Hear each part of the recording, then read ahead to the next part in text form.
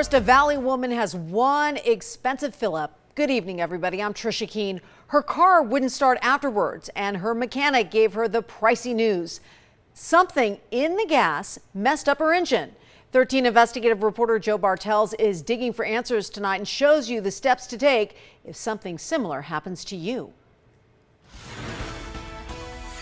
It's a chore you probably do so often you don't even really think about it. One Valley woman said a recent fill-up will cost her more than $1,000 after her mechanic found water in her fuel. As you see, the gas is taped off because they know there's water in their tanks. Clearly something's getting fixed at this Terrible's gas station at Ann and Simmons. Hours earlier, Kiara Lindsay says she was at the station fueling up her BMW with $47 worth. Got a full tank of gas, drove to my parents' house afterwards, hanged out for probably about 15 minutes.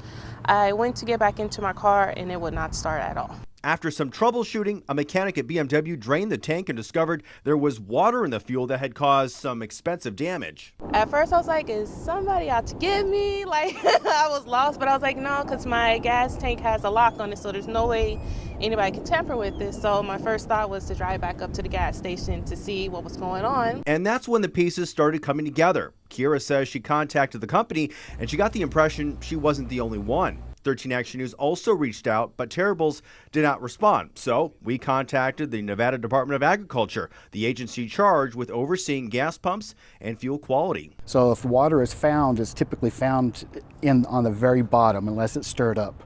And there's water in some tanks, but there's got to be a certain percentage of water before in the tank before it will affect the motor. Kip Blauer is the Las Vegas area supervisor for the NDA. He says each of Nevada's 20,000 pumps are inspected every year and must meet strict standards for accuracy and quality. He knows the inner workings of the gas station tanks and operations. On the bottom of the tank there's a riser that comes up 6 to 12 inches.